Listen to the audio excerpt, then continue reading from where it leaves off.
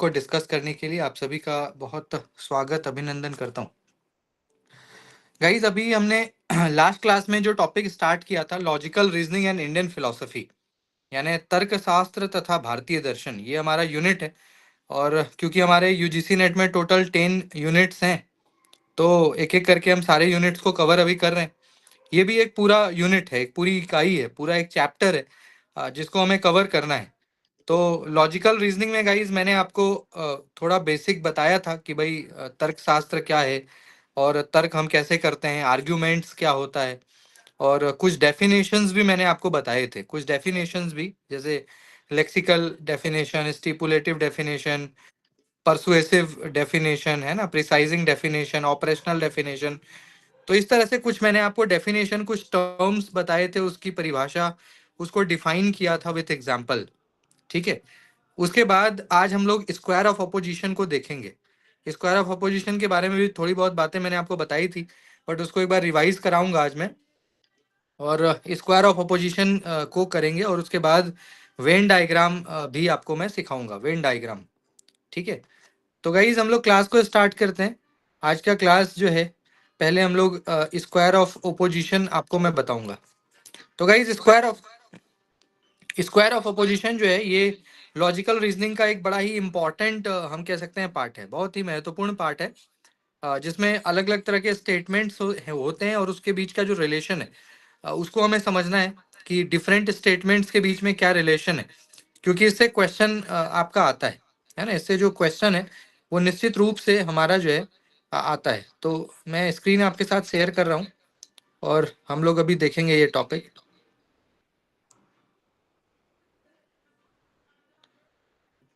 तो गाइज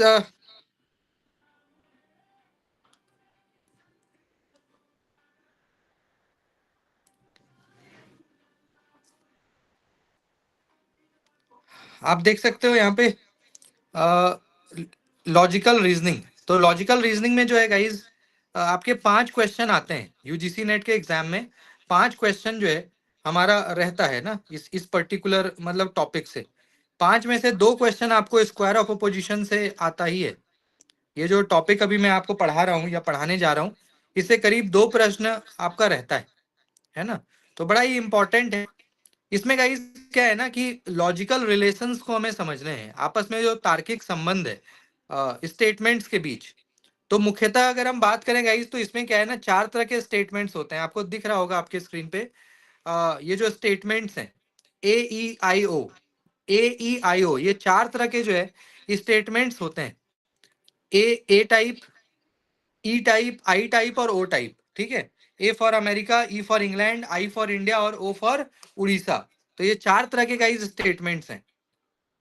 अब ए में क्या होता है ना, पहले इसको आप समझ लीजिए, फिर मैं आपको इसके बीच का रिलेशन समझाऊंगा।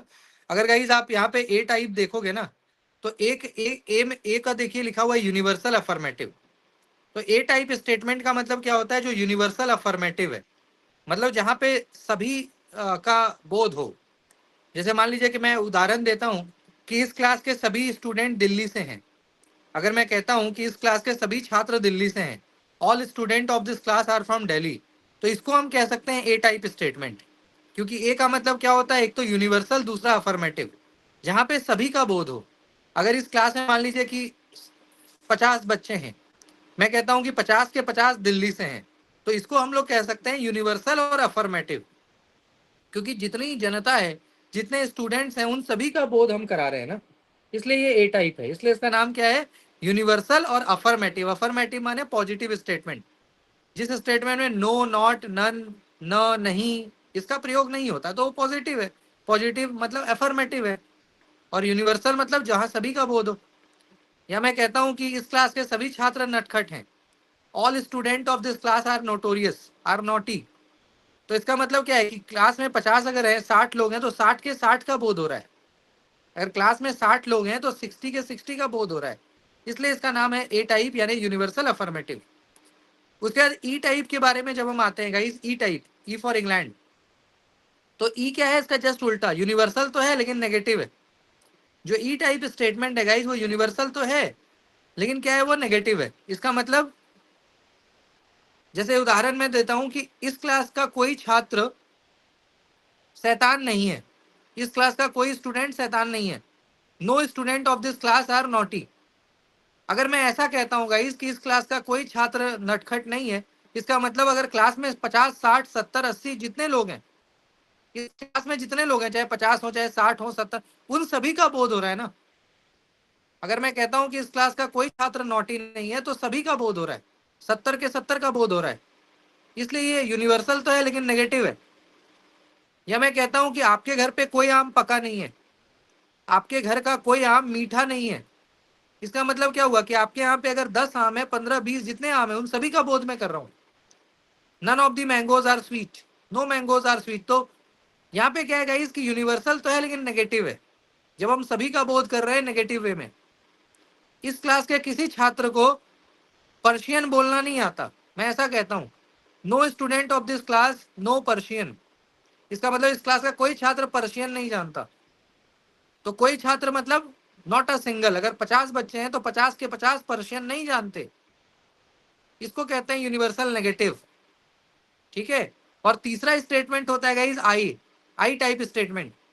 आई में क्या होता है, पर्टिकुलर, पर्टिकुलर अफर्मेटिव। पर्टिकुलर का मतलब क्या होता है, विशिष्ट, कुछ विशेष लोगों के बारे में जब हम बात करते हैं, या कुछ विशेष लोगों से जब हमारा बोध है।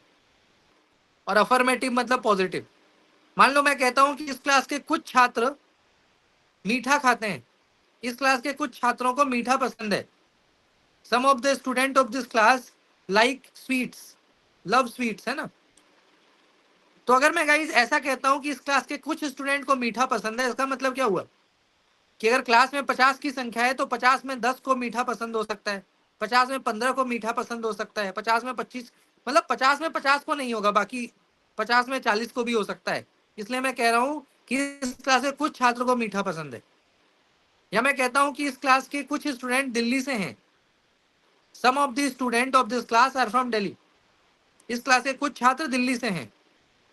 इसका मतलब क्या हुआ कि अगर क्लास में 50 की संख्या है तो 50 में 40, 50 में 45, 50 में 20, यानी कुछ 50 से कम, कुछ भी कर लो, 50 से कम कुछ छात्र हैं जो दिल्ली से हैं। तो पर्टिकुलर अफर्मेटिव, जब हम कुछ लोगों की बात कर रहे हैं, सम ऑफ। और ओ टाइप में क्या होता है गाइस, पर्टिकुलर तो होता है लेकिन नेगेटिव, बस यही है, पर्टिकुलर तो होता है नेगेटिव। तो ओ टाइप मतलब जैसे मैं कहता हूं कुछ आम पके नहीं है। सपोज लेट से कि आपके यहाँ पे मान लो 10 आम है, अभी आम का सीजन आ गया, तो आपके यहाँ पे मान लीजिए 10 आम है, और उन 10 में से मान लो गाइस दो जो है ना, दो आम पका नहीं है, मीठा नहीं है।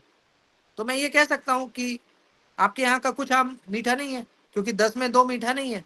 तो मैं कह सकता हूँ ना कि आपके यहाँ का कुछ आम मीठा नहीं है, some of the mangoes are not sweet at your home, है ना। या मैं कह सकता हूँ कि इस क्लास के कुछ छात्र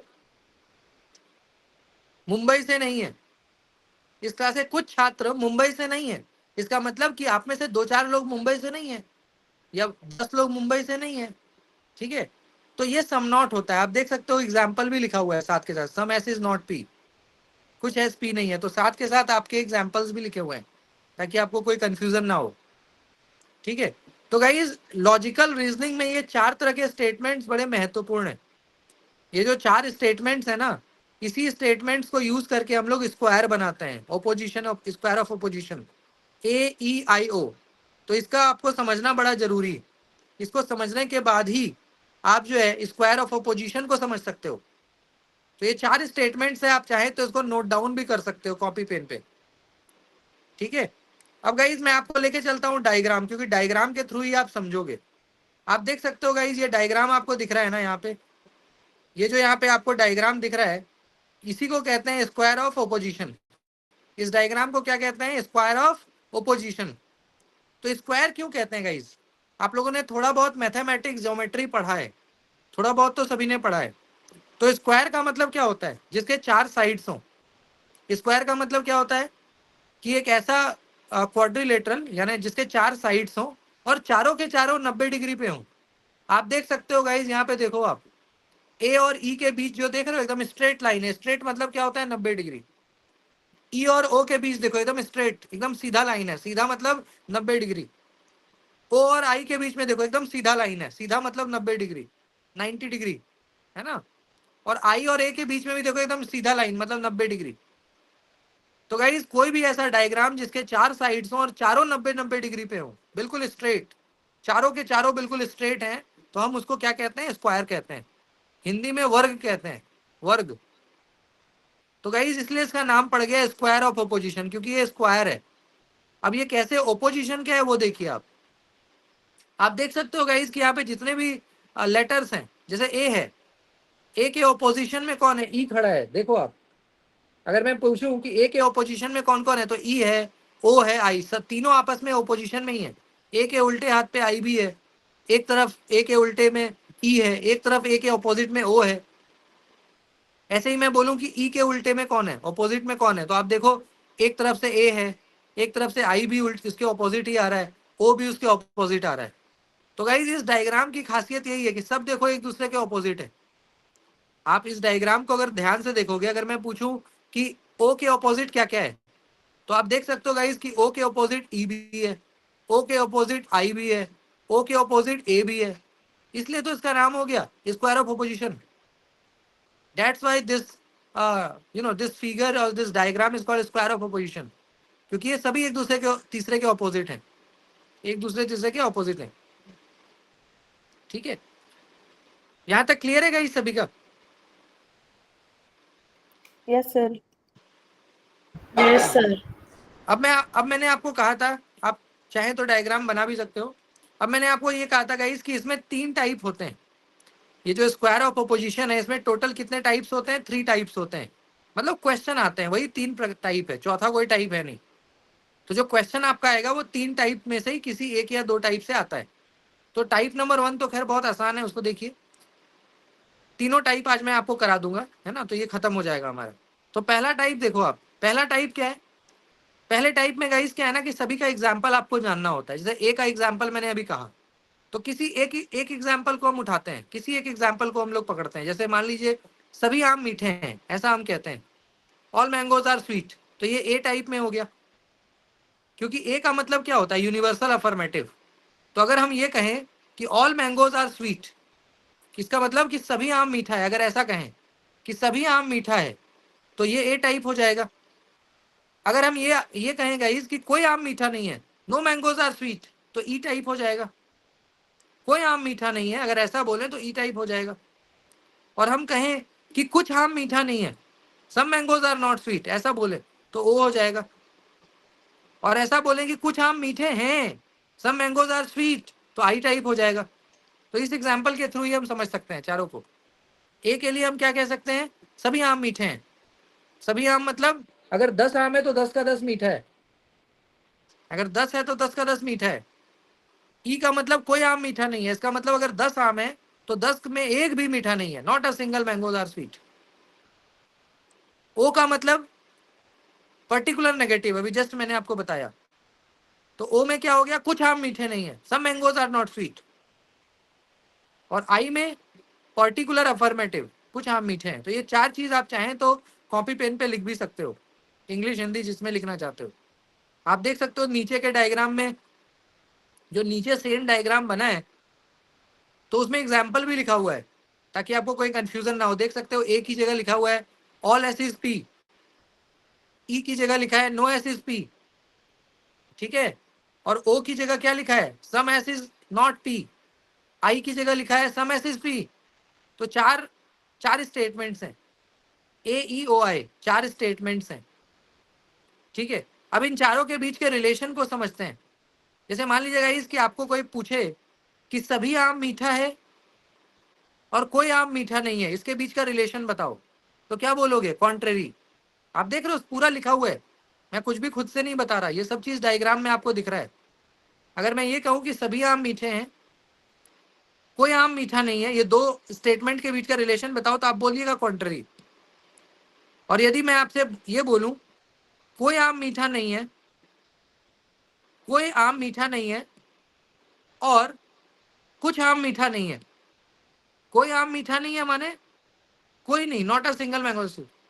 और मैं फिर कहता हूं कुछ आम मीठे नहीं है, कुछ मतलब सम, फ्यू मैंगोज, सम मैंगोज कह सकते हैं।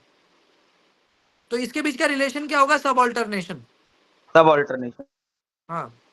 और ऐसे ही अगर मैं बोलूं कि कुछ आम मीठे नहीं है और कुछ आम मीठे हैं, इसके बीच का रिलेशन सब कॉन्ट्ररी। और फिर बोलूं कुछ आम मीठे हैं और सभी आम मीठे हैं, तो ए और आई माने सब ऑल्टरनेशन। तो इस तरह से गाइस ये होता है टाइप 1। ये एक तो क्वेश्चन है इस प्रकार का आता है, अगर आप एग्जाम क्वेश्चन बनाइएगा तो एक तो ये इस तरह से प्रश्न आ सकता है। जैसे मैं आपसे पूछता हूँ एक दो आप बताइए, फिर आगे बढ़ेंगे। अगर मैं आपको कहता हूँ गाइस कि सभी इंसान राक्षस हैं, all human are demons, all humans are demon, सभी इंसान राक्षस हैं, और फिर कहता हूँ कुछ इंसान राक्षस हैं, some people some human are demon, क्या होगा रिलेशन? सर सब सब ऑल्टरनेशन। ऑल्टरनेशन होगा सर। सब ऑल्टरनेशन होगा, Yes, बिल्कुल, sir, सब क्योंकि alternation। ऑल और सम हो रहा है ना, ऑल और सम, तो सब ए और आई। हाँ ठीक है, एक और क्वेश्चन पूछता हूँ। अगर मैं ये बोलूंगा इस कि कुछ लोग शैतान है, कुछ लोग शैतान है, सम पीपल आर नॉटी, और फिर मैं बोलूं कि कोई इंसान नटखट नहीं है, no people are naughty, no people are bad, तो क्या रिलेशन होगा? सब कंट्री सब कॉन्ट्राडिक्टरी होगा sir. Contradiction. Sir contradictory. Contradictory होगा, कॉन्ट्राडिक्शन, हाँ, क्योंकि मैंने कहा कि कुछ लोग शैतान है यानी आई, और फिर मैंने कहा कोई शैतान नहीं है यानी ई, तो आई और ई के बीच का क्या रिलेशन है? कॉन्ट्राडिक्टरी। तो ये एक तो ये होता है, ठीक है, यहाँ तक क्लियर है सभी का? यहाँ तक में कोई डाउट है तो बताइए। क्लियर है सर। नो इसके सर। बाद कोई डाउट होगा तो आपको बताना है। इसके बाद गाइस दूसरे टाइप पे आइए। दूसरा टाइप क्या होता है? दूसरा टाइप भी इसी से रिलेटेड है, कुछ नया नहीं है। दूसरे में क्वेश्चन क्या आता है यूजीसी नेट में कि आपको एक स्टेटमेंट दे देगा और उसको बोलेगा कि उसका कॉन्ट्राडिक्टरी बताओ, ऑप्शन 4 रहेंगे। जैसे मान लो मैं कहता हूं कि सभी लोग भ्रष्ट हैं, सभी अधिकारी भ्रष्ट हैं, ऑल ऑफिसर्स आर करप्ट। मैं क्या कहता हूं? सभी अधिकारी भ्रष्ट हैं, और फिर मैं कहता हूं कि इसका मुझे आप कॉन्ट्राडिक्टरी बताओ। सभी अधिकारी भ्रष्ट हैं का कॉन्ट्राडिक्टरी स्टेटमेंट क्या बनेगा, बताइए? कुछ अधिकारी भ्रष्ट नहीं है। कुछ अधिकारी भ्रष्ट नहीं है। हाँ, some officials are not corrupt, some officers are not corrupt, ठीक है। ऐसे ही अगर मैं आपसे पूछूं, अगर मैं कहता हूं कि कोई शिक्षक कामचोर नहीं है, मान लीजिए मैं कहता हूं कोई शिक्षक कामचोर नहीं है, और मैं बोलता हूं इसका कॉन्ट्ररी बताइए, क्या होगा? कोई शिक्षक कामचोर नहीं है का कॉन्ट्ररी क्या होगा स्टेटमेंट? सभी शिक्षक कामचोर हैं। कुछ सर सभी शिक्षक कामचोर हैं। ठीक है, तो ये हो सकता है कॉन्ट्ररी। ऐसे ही अगर मैं एक और लास्ट क्वेश्चन आपसे पूछता हूं, अगर मैं कहूं कि कुछ मोबाइल फोन चाइनीज हैं, सब मोबाइल फोन है चाइनीज, कुछ मोबाइल फोन क्या हैं? चाइनीज हैं, चाइनीज मेड है, इसका आप मुझे सब कॉन्ट्ररी क्या होगा? कुछ मोबाइल फोन्स चाइनीज नहीं है। हाँ, कुछ मोबाइल फोन चाइनीज नहीं है, ठीक है। तो ये दो टाइप तो ऐसा आता है। यहाँ तक क्लियर है सभी का? Yes sir clear. ठीक है, अब गाइस आ जाइए तीसरे टाइप पे। तीसरा टाइप में क्या है ना, थोड़ा सा आपको समझना पड़ेगा, थोड़ा टेक्निकल है ये, टेक्निकलिटीज है तीसरे टाइप में, क्योंकि ये डेफिनेशन बेस्ड है। अब ये जितने भी टर्म्स आपको दिख रहे हैं ना, चाहे वो कॉन्ट्ररी हो या कॉन्ट्राडिक्टरी हो या सब ऑल्टरनेशन या सब कॉन्ट्ररी, चार आपको टर्म्स दिख रहे होंगे स्क्रीन पे। टोटल 4 टर्म्स आपको दिख रहे हैं ना, सभी के डेफिनेशन अब आपको देखने हैं। जैसे मान लीजिए हम लोग स्टार्ट करते हैं कॉन्ट्राडिक्टरी से। कॉन्ट्राडिक्टरी को क्या कहते हैं? विरोधाभास, हिंदी में ना विरोधाभास। तो कॉन्ट्राडिक्टरी से स्टार्ट करते हैं। सबसे पहले गाइस कॉन्ट्राडिक्टरी का डेफिनेशन आपको समझो, याद भी कर सकते हो बट समझो आप पहले ये क्या है। गाइस कॉन्ट्राडिक्टरी का एग्जांपल तो आपको पता लग गया, ए और ओ का। जहां एक और हम कहते हैं सभी आम मीठे हैं, और फिर दूसरी तरफ हम वो कहते हैं कुछ आम मीठे नहीं है, इसको क्या कहते हैं? कॉन्ट्राडिक्टरी। बट इसका डेफिनेशन क्या है ये समझिए। कॉन्ट्राडिक्टरी का डेफिनेशन ये कहता है गाइस कि यदि कॉन्ट्राडिक्टरी स्टेटमेंट में एक स्टेटमेंट सही है तो दूसरा हमेशा गलत होगा, और एक अगर गलत हो गया तो दूसरा हमेशा सही होगा। क्योंकि क्या है ना कि आपको लॉजिकली आपको चेक भी तो करना है कि अगर मान लीजिए स्टेटमेंट आपको गिवन है तो आपको ये बताना भी तो पड़ेगा कि कौन सा स्टेटमेंट सही है और कौन सा गलत है, कौन सा गलत है और कौन सा सही है, यही तो आपको पता करना है ना। लॉजिक लगा के, तर्क लगा के यही तो पता करना है कि कौन सा कथन सही और कौन सा कथन गलत, या कौन सा गलत कौन सा सही, दोनों सही या दोनों गलत। तो मान लीजिए कि आपको कोई दो स्टेटमेंट दे दे, आपको कोई दो स्टेटमेंट लिख दे और बताए कि बताइए इसमें कौन सा कथन सही कौन सा गलत, तो कैसे बताओगे? तो ये आपको डेफिनेशन बताएगा। अब गाइस जैसे मान लीजिए मैं आप ही से पूछता हूँ, कॉन्ट्राडिक्टरी का एक एग्जांपल के थ्रू मैं समझाता हूँ आपको। मान लीजिए गाइस इस क्लास में 50 लोग हैं, इस क्लास में 50 लोग हैं मान लीजिए, और मैं कहता हूँ कि इस क्लास के सभी छात्र दिल्ली से हैं। इस क्लास के सभी छात्र कहाँ से हैं? दिल्ली से हैं, ऐसा मैं कहता हूँ।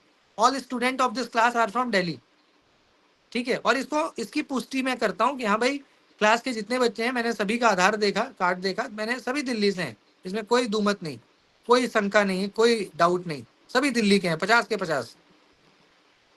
अब इस आधार पे मैं आपसे पूछता हूँ, इस आधार पे कि आपके क्लास के कुछ छात्र दिल्ली से नहीं है, कुछ छात्र दिल्ली से नहीं है, तो ये सही होगा या गलत होगा? सही होगा सर, कॉन्ट्राडिक्टरी सही होगा सर, सही होगा सर। सही होगा। सही है सर। मैंने ये कहा कि कुछ छात्र दिल्ली से नहीं है, तो ये सही होगा या गलत होगा? सही होगा सर। गलत होगा। गलत होगा सर। गलत होगा, गलत होगा सर, गलत ही होगा।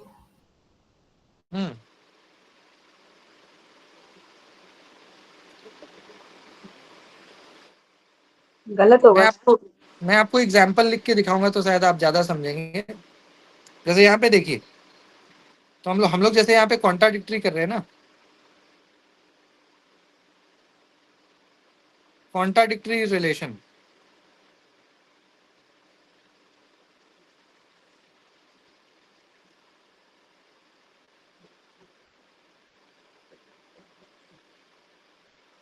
मान लीजिए गाइस मैंने यहाँ पे जो आपको बोला वो मैं लिख के बोलता हूँ। मैंने कहा कि सभी छात्र दिल्ली से हैं, ऐसा मैं कहता हूँ, ठीक है। सभी छात्र, all student are from Delhi, ये क्या हो गया? A type statement. सभी छात्र कहाँ से हैं? All student are from Delhi. और मैं फिर कहता हूँ इसका जस्ट कॉन्ट्राडिक्टरी, यानी कुछ छात्र दिल्ली से नहीं है, ऐसा मैं कहता हूँ। कुछ छात्र दिल्ली से नहीं हैं।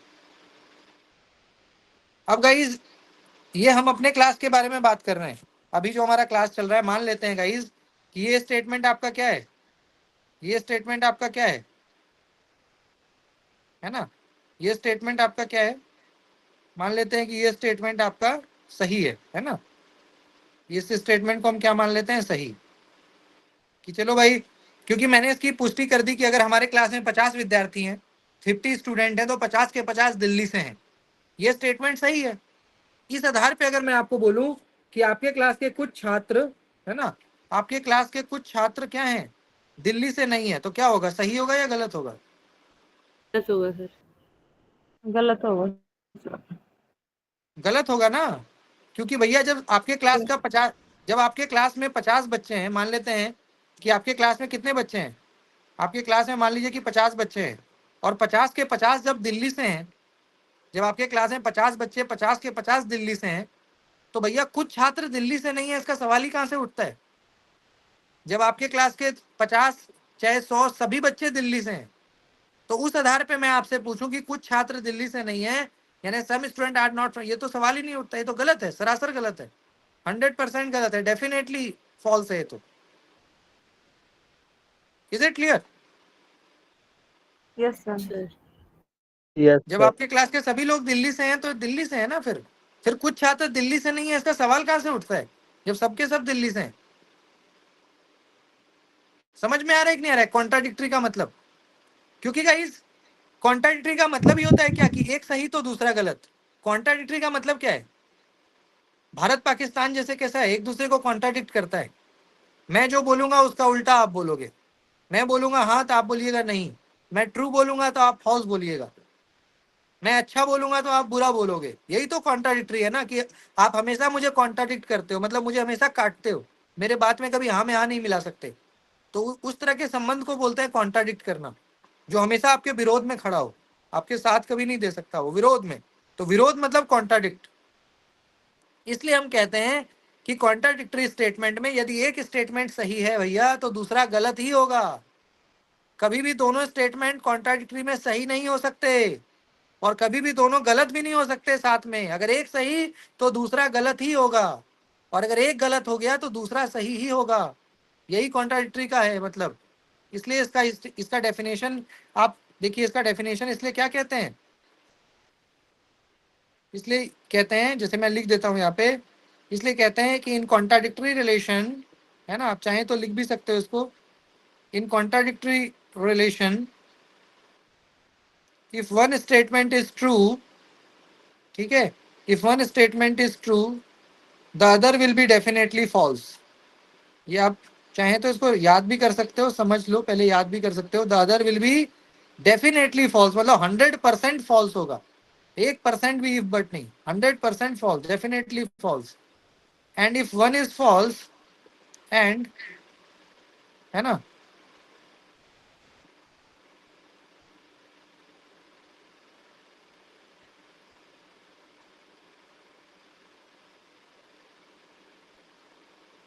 If one is false the other will be true. अगर एक फॉल्स हो गया ना तो दूसरा भैया ऑटोमेटिकली ट्रू हो जाएगा, the other will be true. And both statement can not be true और फॉल्स टुगेदर, ये होता है इसका definition. And both statements can not be true and false together, can not be true और false together, यानी एक साथ कभी ये ट्रू फॉल्स हो ही नहीं सकता, ये आप ध्यान में रखिएगा, ठीक है, कैन नॉट बी ट्रू और फॉल्स टुगेदर। इसलिए इसको क्या कहते हैं, इसलिए इसको कहते हैं कॉन्ट्राडिक्टरी, कॉन्ट्राडिक्शन, है ना, क्योंकि दोनों एक दूसरे में क्या होता है, विरोधाभास होता है, ठीक है। तो यहाँ पे हम कह सकते हैं कि कॉन्ट्राडिक्टरी रिलेशन में यदि, है ना, एक सही तो दूसरा गलत, और एक गलत तो दूसरा सही, दोनों कभी एक साथ सही गलत नहीं होगा, इसलिए इसका नाम है कॉन्ट्राडिक्टरी। क्या ये क्लियर है सभी का? Yes sir. जी सर ए टाइप स्टेटमेंट और ओ टाइप स्टेटमेंट व्याघाती होंगे ना सर, कॉन्ट्राडिक्टरी होंगे ना? क्या कह रहे हैं? ए टाइप स्टेटमेंट और ओ टाइप स्टेटमेंट कॉन्ट्राडिक्टरी होंगे ना सर आपस में? हाँ ऑब्वियसली, डायग्राम में तो, डायग्राम देखिए ना, डायग्राम में तो ए और ओ तो कॉन्ट्राडिक्टरी होता है ना। जैसे एक और एग्जांपल हम लोग, एक और एग्जांपल मैं बोलता हूँ गाइस, जैसे मान लीजिए मैंने यहाँ लिख दिया सभी आम मीठे हैं। लेट से मान लो, आप सपोज कर लो कि आपके यहाँ पे कितने आम है, 50 आम है। मान लेते हैं कि आपके यहाँ पे 50 आम है, और 50 का 50 हमने टेस्ट किया। टेस्ट में ये पाया गया कि आपके यहाँ का 50 आम बिल्कुल चीनी की तरह मीठा है, बहुत मीठा आम है। तो इसकी पुष्टि, इसको जस्टिफाई मैंने कर दिया कि हाँ भाई 50 का 50 आपके यहाँ पे आम जो है मीठा है, तो इसको सही कर दिए, ऑल मैंगोज आर स्वीट, ये ट्रू हो गया। अब इस ट्रू स्टेटमेंट के आधार पे मैं आपसे पूछूं कि आपके घर पर कुछ आम मीठा नहीं है, तो ये स्टेटमेंट सही होगा या गलत होगा ऊपर वाले के आधार पे? गलत होगा सर। सर गलत गलत होगा। होगा सर। गलत होगा ना, 100% गलत होगा। तो यही तो होता है, इसलिए इसको कहते हैं गाइस कॉन्ट्राडिक्टरी, यानी विरोधाभास संबंधों में यदि एक कथन सही है तो दूसरा 100% गलत ही होगा, और अगर एक गलत है तो दूसरा 100% सही होगा। दोनों कथन कभी एक साथ सही गलत नहीं हो सकते, इसलिए इसका नाम है कॉन्ट्राडिक्टरी। अब यूजीसी में क्वेश्चन कैसा आता है, क्वेश्चन आपको ऐसा आएगा कि identify the relation in which both statement can not be true और फॉल्स टुगेदर। ऑप्शन में चारों दे देगा आपको, कॉन्ट्राडिक्टरी, कॉन्ट्रेरी, सब कॉन्ट्रेरी, सब ऑल्टरनेशन, टिक करना होगा। तो आपको अगर ध्यान है तो आप टिक कर दोगे डायरेक्ट, देखते एक साथ कॉन्ट्राडिक्टरी। क्या भाई, कॉन्ट्राडिक्टरी ऐसा एक रिलेशन होता है जिसमें कभी भी दोनों कथन साथ में सही नहीं हो सकते। दोनों में मतलब दुश्मनी, जैसे होता है ना कि दुश्मनी में आप जो बोलोगे मैं कभी वो बोल ही नहीं सकता, आप हाँ बोलिएगा तो मैं नहीं बोलूंगा। जिस चीज को आप सही बोलोगे तो मैं गलत बोलूंगा, इसी को तो कॉन्ट्राडिक्टरी कहते हैं ना। क्या ये क्लियर है सभी का? बोलिए। जी सर। हाँ जी सर। तो लिख लीजिए डेफिनेशन, इसको लिख लो आप। ये देख रहे हो कॉन्ट्राडिक्टरी रिलेशन एक हो गया। अब आते हैं दूसरे में। कॉन्ट्राडिक्टरी के बाद गाइस हम लोग आते हैं, जानते हैं किसमें? कॉन्ट्ररी रिलेशन में। कॉन्ट्ररी रिलेशन का एक एग्जांपल बताइए सब लोग को। भी मैंने डायग्राम दिखाया हुआ है, डायग्राम आपने बनाया भी होगा। तो कॉन्ट्ररी का एक एग्जांपल बताइए तो कोई भी। कॉन्ट्ररी रिलेशन का क्या एग्जांपल हो सकता है?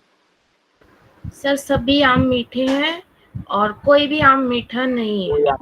हाँ, ऐसा हम कह सकते हैं, या इसको और आसान बनाते हैं, हम ऐसा कहते हैं कि सर सभी सब छात्र, हाँ सभी स्टूडेंट, ऐसा कहते हैं सभी स्टूडेंट बंगाली है। ठीक है, सभी स्टूडेंट क्या हैं? बंगाली हैं, मान लीजिए ऐसा मैं कहता हूँ। और नीचे लिखता हूँ कोई छात्र या कोई स्टूडेंट बंगाली नहीं है, ऐसा लिखते हैं।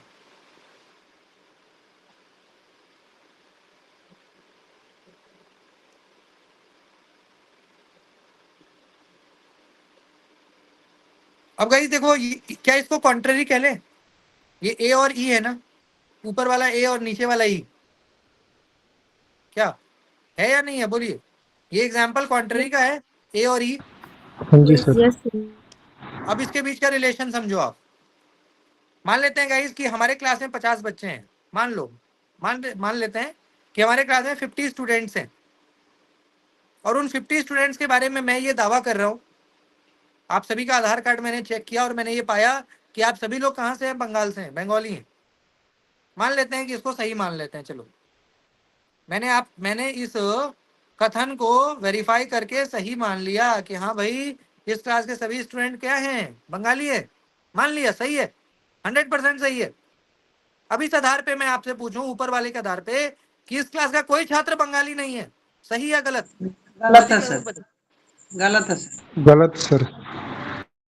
गलत होगा ना भैया, जब ऊपर में मैंने कह दिया कि सभी स्टूडेंट बंगाली हैं, तो नीचे तो इसका जस्ट उल्टा बात कर रहा है, कोई छात्र बंगाली। एक तो बेकार की बात हो गई, जब सभी छात्र बंगाली, तो ये क्या कहेंगे?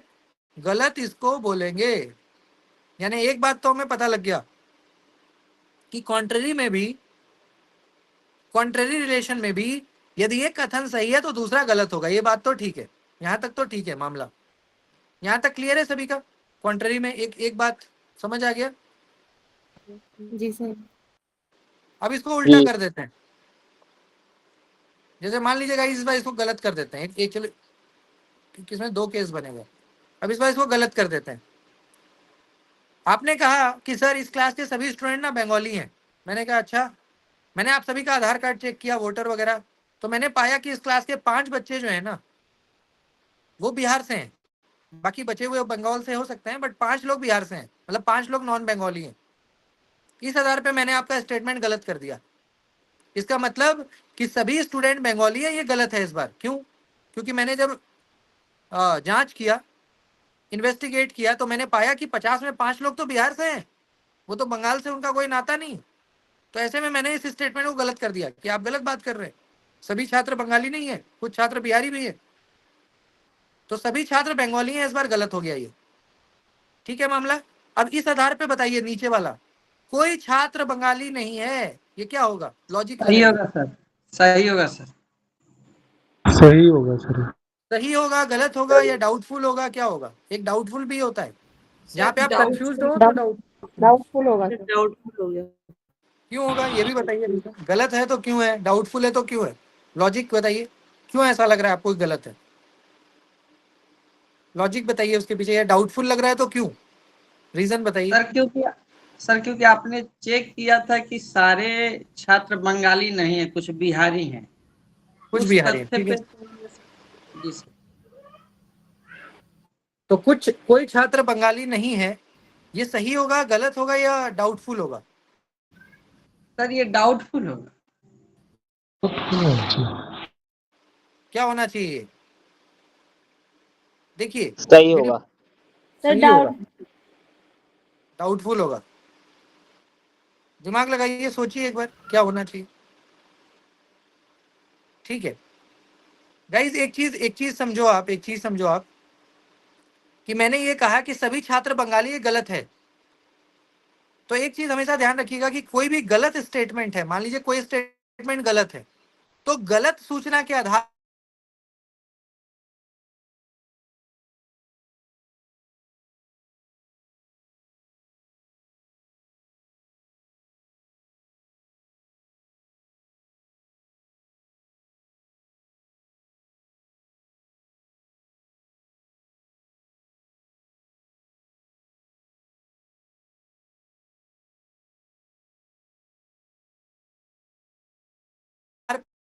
इंफॉर्मेशन को सही बोलेंगे 100%, डाउटफुल हो जाएगा ना, या यानी कि may be correct may not be correct, ऐसा बोल सकते हैं हम कि सर हो भी सकता है नहीं भी हो सकता है, मैं कंफर्म नहीं हूं। तो हमेशा ये ध्यान रखिएगा गाइज कि लॉजिकल रीजनिंग में 3 ऑप्शन होते हैं, करेक्ट, नॉट करेक्ट, और तीसरा क्या होता है आपका, डाउटफुल।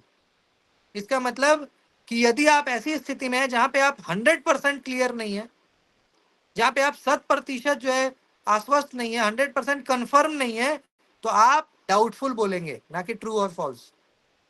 क्योंकि लॉजिकल रीजनिंग में गाइज सही तभी होता है जब 100% आप अश्योर हैं, एकदम ठोक के बोल सकते हैं कि हाँ सर ये सही है, तो ही ट्रू।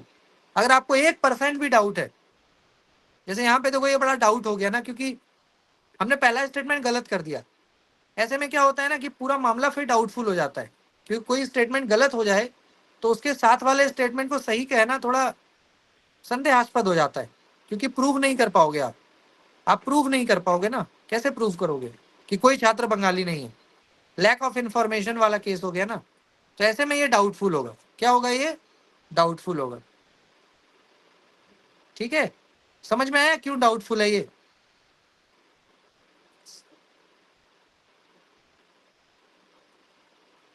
कोई डाउट है तो बताइए। सर आपकी आवाज नहीं आई थी बीच बीच में, एक बार फिर से इसको बोल यस सर, दीजिए। रुक गई थी सर एक बार तो बीच में, जब आप क्वेश्चन समझा रहे थे सर आपकी वॉइस नहीं आ रही थी। हाँ, मैं ये कह रहा हूँ, मैं यहाँ पे ये कह रहा हूँ कि जो कॉन्ट्ररी रिलेशन होता है, जो कॉन्ट्ररी का मतलब तो पता है ना, डायग्राम आपने सबने ने देखा। तो कॉन्ट्ररी में क्या एग्जाम्पल हो सकता है, यानी कॉन्ट्ररी मतलब ऊपर वाला, ए और ई, ए और ई। तो ए और ई की हम बात कर रहे हैं गाइस, तो ए और ई का एग्जाम्पल मैंने लिख दिया, सभी छात्र बंगाली हैं और कोई छात्र बंगाली नहीं है। मान लेते हैं गाइस कि सभी छात्र बंगाली है, इसको हम गलत मान लेते हैं। जैसे मान लीजिए कि इसी क्लास की बात करते हैं, इस क्लास में मान लो 50 लोग हैं, और मान लेते हैं गाइस कि 50 में 4-5, मान लेते हैं कि इस क्लास में 50 में 4-5 जो है ना वो बिहार से, बिहारी। इस क्लास में 4-5 लोग कहाँ से, बिहारी हैं। तो इसका मतलब ऊपर वाला गलत हो गया। अगर आपके क्लास में 4-5-6 विद्यार्थी बिहारी है या दलहाइत है, तो ऐसे में तो आप ये नहीं ना कह सकते कि मेरे क्लास में सब सारे छात्र बंगाली हैं, तो ऊपर वाला गलत हो गया। यस और नो, बताइए। Yes sir. Yes sir. जी सर। ठीक है, क्योंकि सभी का मतलब तो सभी होता है ना। अगर क्लास में 50 लोग हैं तो 50 का 50 को बंगाली होना पड़ेगा, वो बात तो है नहीं। तो ऊपर वाला मान लेते हैं कि गलत है, सभी छात्र बंगाली हैं, ये गलत है।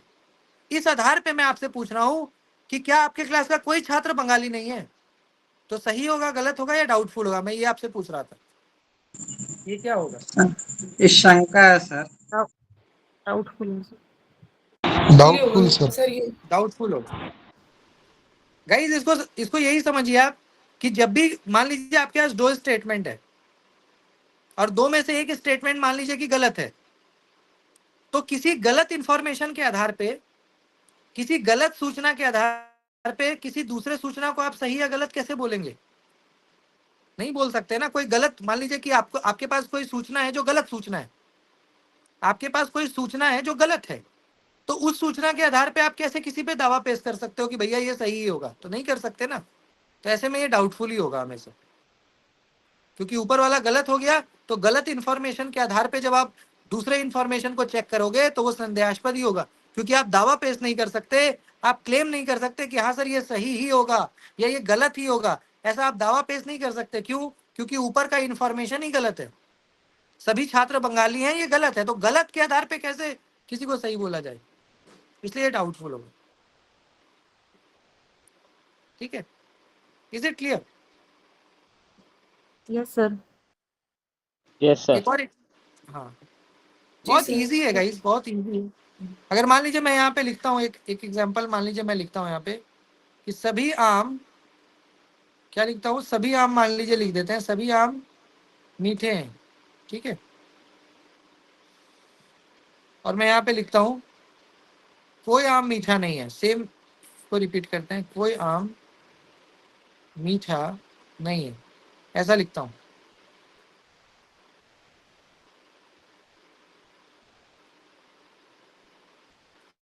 सभी आम मीठे हैं, ऑल मैंगोज आर स्वीट, ऐसा मैंने लिखा। सभी आम मीठे हैं। मान लेते हैं गाइस, ऊपर जैसे मैंने लिखा है ना 50, इसको चलिए 100 कर देते हैं। मान लीजिए गाइस 100 आम है, आपके घर पे कितना आम है? 100, 100 मैंगोज आर देयर। और मैंने 100 के 100 आम को टेस्ट किया, तो मैंने पाया कि आपके यहाँ का कुछ आम मीठा नहीं है। मान लो मैंने 100 का 100 टेस्ट किया और मैंने पाया कि 100 में कुछ, मतलब 7, 8, 10, 15 कुछ भी मान लो, 100 में 10 मान लो कि मीठा नहीं है। तो भैया जब 100 में 10 आपका मीठा नहीं है, तो ये तो सही नहीं ना होगा, ये तो गलत हो गया ना, तो रॉन्ग हो गया। यस और नो बताइए। अगर आपके यहाँ पे 100 में से 10-12 आम मीठा नहीं है, तो सभी आम मीठा है, इसको सही तो नहीं लिख सकते, गलत लिखना पड़ेगा कि कुछ आम मीठा नहीं है। अब इस इंफॉर्मेशन के आधार पे गाइस नीचे वाला बताओ, अगर मैंने ये कह दिया कि सभी आम मीठे हैं, ये गलत है, तो इस आधार पे आप ये बताइए कि आपके घर का कोई आम मीठा नहीं है, इसको आप सही मानोगे, गलत मानोगे कि डाउटफुल मानोगे? डाउटफुल है। Sir doubtful sir. क्यों डाउटफुल है बताइए सरिता सर मैम। अगर सर Why it सभी is doubt? आम मीठे होते तो सर उसमें से कोई ना कोई तो एक आम, मतलब एक आधा आम तो उसमें खराब भी हो सकता है सर। हाँ, तो इस कारण से सर ये डाउटफुल ही होगा। बिल्कुल, सभी आम मीठे हैं, ये आपका गलत है। तो इस आधार पे हम इसको क्या कह सकते हैं? संदेहास्पद, यानी इसको हम क्या कह सकते हैं? डाउटफुल। ठीक है, क्या कह सकते हैं इसको? डाउटफुल कह सकते हैं। कोई आम मीठा नहीं है, ये क्या हो गया? डाउटफुल। जी सर। ठीक है, ये तो गाइज मैं आपको थोड़ा कंसेप्ट क्लियर हो जाए, जो हम ऐसे में डेफिनेशन क्या लिखेंगे, क्योंकि क्वेश्चन आपका डेफिनेशन से ही आता है, इसलिए मैं आपको एग्जाम्पल पहले समझा रहा हूँ, तब मैं डेफिनेशन आपको लिखवा रहा हूँ। डेफिनेशन आप लिख सकते हो कि in contrary relation if one statement is true, क्या लिख सकते हो? If one statement is true the other will be, है ना, the other will be false, will be definitely false लिखिए, डेफिनेटली फॉल्स। अगर एक ट्रू है ना, तो दूसरा गलत ही गलत होगा। लेकिन but if one is false, if one is false the other will be doubtful. यही क्वेश्चन भी आता है, जो मैं जो डेफिनेशन लिख रहा हूँ ना, एज इट इज क्वेश्चन आता है, ये एज इट इज आएगा, आपको डेफिनेशन बोलना पड़ेगा। द अदर विल बी क्या लिख सकते हैं? The other will be doubtful. ठीक है, the other will be doubtful. And इसमें एक और लाइन जोड़िए, एंड बोथ स्टेटमेंट ऐसा लिखिए, बोथ स्टेटमेंट कैन, है ना, both statement can not be true together, can not be true together but can be false together. एक साथ दोनों गलत तो हो सकता है, लेकिन कभी भी ये आपका जो है ना, ये गलत नहीं होगा भैया, but can be false together.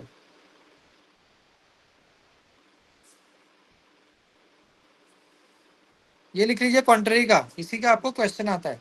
In contrary relation if one statement is true the other will be definitely false, but if one is false the other will be doubtful, and both statement can not be true together but can be false together. क्योंकि contrary है ना, contrary में भी दोनों guys एक साथ कभी true नहीं होगा। हाँ, लेकिन कभी किसी केस में फॉल्स हो सकता है, क्योंकि देखो डाउटफुल का मामला है ना, तो डाउटफुल का मतलब क्या होता है? Can be true, can be false, सही भी और गलत भी हो सकता है, मुझे नहीं पता। तो डाउटफुल मतलब क्या होता है? ट्रू भी हो सकता है, गलत भी हो सकता है, डिपेंड्स अपॉन द सिचुएशन। तो इसलिए हम यहाँ लिख रहे हैं डेफिनेशन में कि ये जो दोनों स्टेटमेंट हैं, ट्रू तो कभी नहीं होगा, बट कुछ ऐसे केसेस हैं जहां पे फॉल्स हो सकते हैं, इसलिए मैंने लिख दिया कैन बी फॉल्स टुगेदर। अब आपको यूजीसी क्या करेगा? कंफ्यूज करने के लिए यही क्वेश्चन ज्यादा देता है, कॉन्ट्ररी वाला, क्योंकि इसमें स्टूडेंट कंफ्यूज हो जाते हैं थोड़ा। अब वो क्वेश्चन क्या देगा आपको? Identify the relation in which one statement is true, the other will be false, and if one is false, the other will be doubtful, and both statement cannot be true together but false together.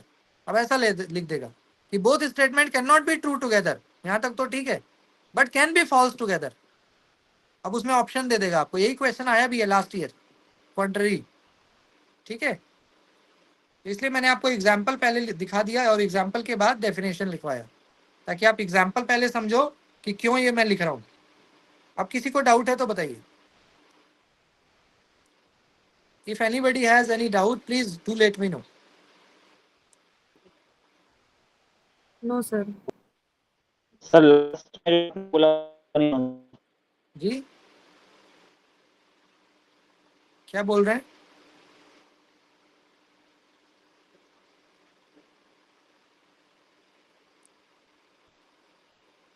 क्या बोल रहे हो आप? मुझे सुनाए, समझ में आ गया? कोई डाउट है तो बताइए। Is it clear? Excuse me sir. जी यस सर। दोनों फॉल्स हाँ, हो निधि मैम सकते बताइए।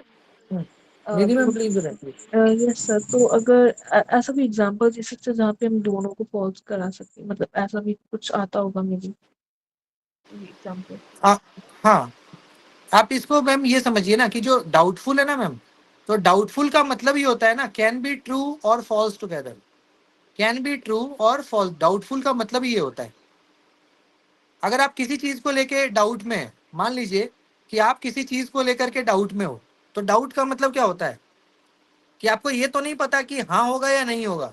मान लो आपने यूजीसी नेट का एग्जाम दे दिया, आपने यूजीसी नेट का पेपर दे दिया, रिजल्ट आया नहीं, तो आप डाउट में हो कि यार एग्जाम तो अच्छा गया है, मेरा हो सकता है, बट 1% चांस है कि न भी हो। तो this is the case of doubtful. Doubtful का मतलब क्या है कि जब आप क्लियर नहीं हो, तो ऐसे में 50% ट्रू 50% फॉल्स ये चलता रहता है माइंड में कि हो भी सकता है नहीं भी हो सकता है। तो इसलिए मैंने ये कहा मैम कि कुछ ऐसे सिचुएशन हो सकते हैं जब आपका जो स्टेटमेंट है वो सही भी हो सकता है और कुछ स्टेटमेंट ऐसा है जो फॉल्स भी हो सकता है, इसलिए तो डाउटफुल। डाउटफुल का मतलब ये can be true can be false, इसलिए हम मान के इसलिए मैंने कैन का यूज किया है, मैंने डेफिनेटली का यूज नहीं किया। आप डेफिनेशन में देखिए मैंने कैन का यूज किया है कि both statement can not be true together but can be false. तो कैन का मतलब क्या है मैम? कैन का मतलब क्या है कि हो सकता है नहीं भी हो सकता है, और डेफिनेटली का मतलब क्या है? 100%। ठीक है, इसलिए यहाँ पे हमने कैन का यूज किया, आप देखिए। और यहाँ देखो डेफिनेटली का यूज किया। डेफिनेटली मतलब जहाँ पे आप 100% श्योर हैं, 100% श्योर हैं कि हाँ भैया ये गलत ही होगा, ये गलत ही होगा, दिस मस्ट बी फॉल्स, तो डेफिनेट। और कैन का मतलब 50%, can be true can be false, इसलिए कैन का यूज है ना। Okay sir. इसलिए कैन का मतलब ही होता है ना 50%, 50%। It can be true, it might be true, it might be false, तो वो वाली बात होगी, इसलिए कैन का यूज करना।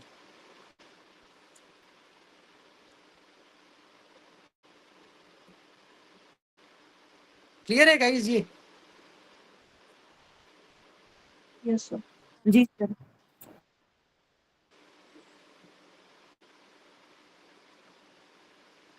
अब जैसे एक रिलेशन है गाइस हमारा सब ऑल्टरनेशन, एक और आपको मैं बताता हूँ, 2 मिनट लगेगा। सब ऑल्टरनेशन जो हमारा है उसको देखिए। अब सब ऑल्टरनेशन, सब ऑल्टरनेशन में एक तो हमने एक हम लिख सकते हैं, मान लीजिए मैं लिखता हूँ कि इस क्लास के सभी छात्र, all student of this class, ऐसा मैं लिख सकता हूँ, सभी छात्र, है ना, दिल्ली से हैं, ऐसा लिखता हूँ मैं। यही है गाइस सब ऑल्टरनेशन का एक एग्जांपल क्या हो सकता है बताइए एनीबॉडी? सभी छात्र दिल्ली से हैं, इसका सब ऑल्टरनेशन स्टेटमेंट क्या होगा बोलो? कुछ छात्र दिल्ली से हैं।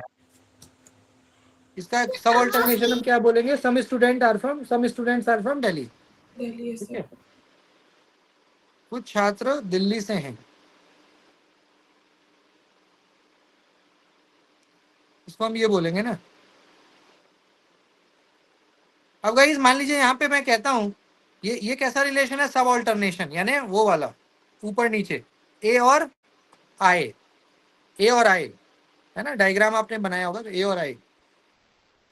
अब मान लीजिए गाइस कि यहाँ पे हम इसको सही कर देते हैं, इस बार हम इसको सही कर देते हैं।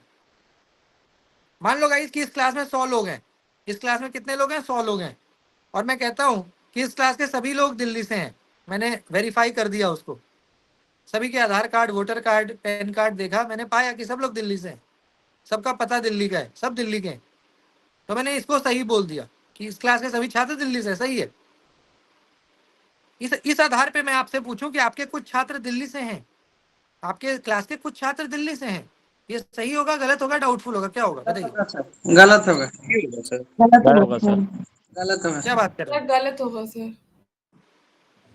अरे भैया जब आपके क्लास के सभी लोग दिल्ली से हैं तो कुछ तो दिल्ली वाले ही होंगे। जी जब सही 100 में, होगी, कुछ दिल्ली से हैं बिल्कुल। अगर आपके क्लास में 100 लोग दिल्ली का हैं और 100 में से मैंने मान लीजिए मैंने कहा कि इस क्लास का सभी छात्र दिल्ली का है, अब मैं आपसे पूछता हूँ कि बताइए अंकित जी कहाँ से हैं, तो आप बोलोगे दिल्ली सर से। ऑब्वियसली दिल्ली। मैं पूछता हूँ निधि मैम जी कहाँ से हैं, सर। आप बोले सर ऑब्वियसली दिल्ली। जब सभी दिल्ली का है तो दिल्ली, चाहे मैं किसी के बारे में भी पूछूं, सभी दिल्ली के ही तो होंगे।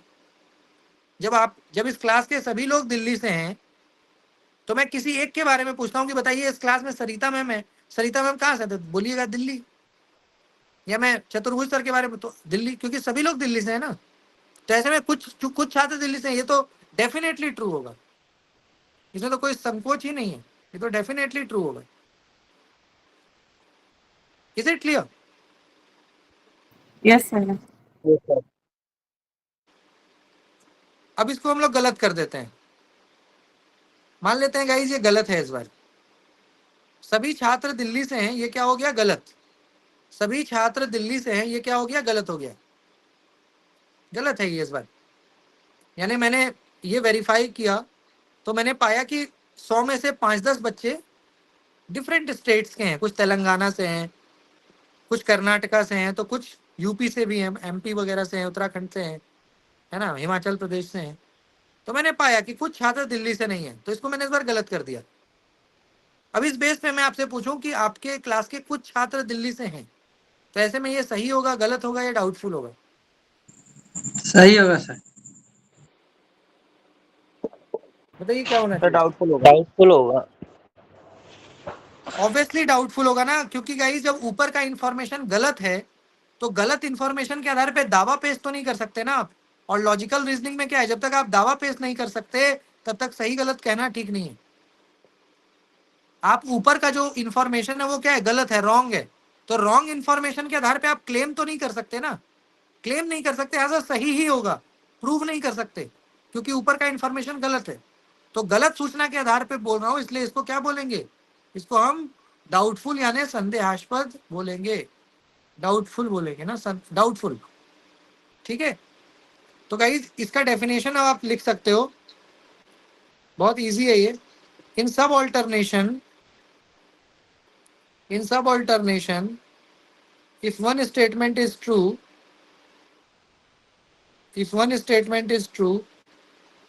the other will be definitely true. अगर एक ट्रू है तब तो दूसरा एकदम ट्रू होगा, डेफिनेटली ट्रू, है ना। The other will be definitely true.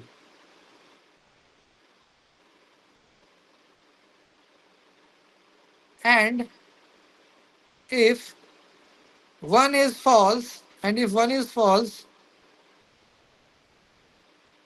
the other, है ना, if one is false the other will be doubtful।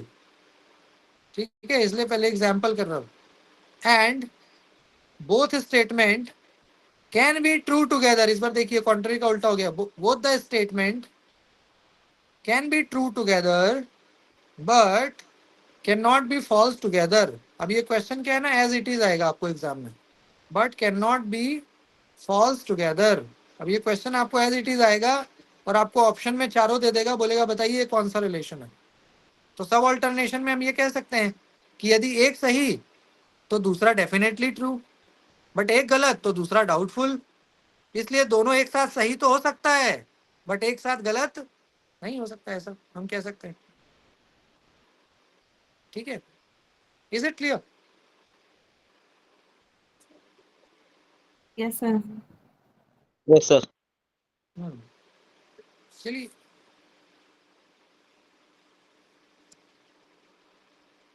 इसको एक बार और रिवाइज में करा दूंगा कल, है ना।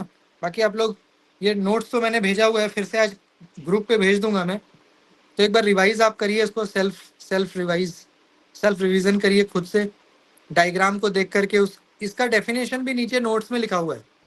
जो मैंने आज आपको 4 टर्म्स बताए, इन चारों के डेफिनेशन भी नोट्स में लिखे हुए हैं, नोट्स में मेंशन्ड हैं चारों के। तो आप उसके डेफिनेशन को भी देख सकते हो। एक बार रिवाइज करिए, कल के क्लास में मैं आपको एक बार फिर से ये वाला जो डेफिनेशन है उसको रिवाइज करवाऊंगा, उसकी पुनरावृत्ति करवा दूंगा कल के क्लास में, तो ये क्लियर हो जाएगा। ठीक है, तो प्रैक्टिस करना है सब लोग, एग्जाम्पल लिखिए और एग्जाम्पल लिख के फिर देखिए कि भाई कौन सा सही कौन सा गलत। बहुत ईजी है, बस आपको थोड़ा सा दिमाग लगाना है कि अगर एक सही हो रहा है तो दूसरा क्या होगा, गलत होगा कि डाउटफुल, और अगर एक गलत है दूसरा क्या होगा। तो गलत वाले केस में तो ज़्यादातर डाउटफुल ही होता है। अगर कोई स्टेटमेंट गलत है तो दूसरा 90% तो डाउटफुल ही होगा, एक आध केस में वो सही हो सकता है, बाकी मैक्सिमम केस में वो डाउटफुल ही होगा। ठीक है, तो यही